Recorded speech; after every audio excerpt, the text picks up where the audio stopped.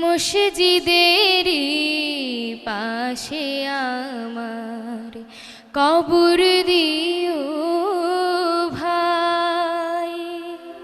জাতীয় কবি কাজী নজরুল ইসলাম ইচ্ছা প্রকাশ করেছিলেন তার মৃত্যুর পর যেন তাকে দাফন করা হয় মসজিদের পাশে, আর তাই তার ইচ্ছার প্রতি সম্মান দেখিয়ে তাকে কবরস্থ করা হয় ঢাকা বিশ্ববিদ্যালয় মসজিদের পাশেই।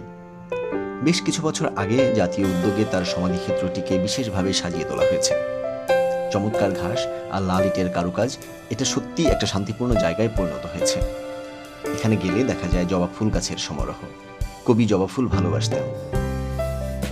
ঢাকা বিশ্ববিদ্যালয় কেন্দ্রীয় মসজিদের উত্তর দিকে, শাহবাগ থেকে টিএসসির দিকে এগুলে চারুকলা পার হয়েই কবির সমাধি। শাহবাগ হয়ে তার সমাধিতে যাওয়া যায়, আবার হাইকোর্ট দোয়েল চত্বর হয়ে টিএসসি ঘুরেও তার সমাধিতে যাওয়া যায়। চারুকলার পাশেই এটার অবস্থান। রিক্সা, সিএনজি বিভিন্ন উপায়েই যাওয়া যায় ঢাকা শহরের বিভিন্ন এলাকা থেকে।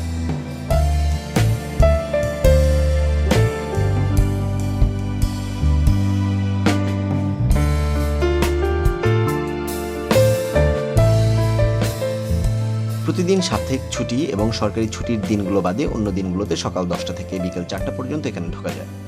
জাতীয় কবির বিভিন্ন স্মৃতি প্রদর্শন এবং তার বিভিন্ন বই সবার কাছে সহজলভ্য করার জন্য একটি ছোট আকারে জাদুঘর ও পুস্তক বিক্রয় কেন্দ্র করা হয়েছে এখানে।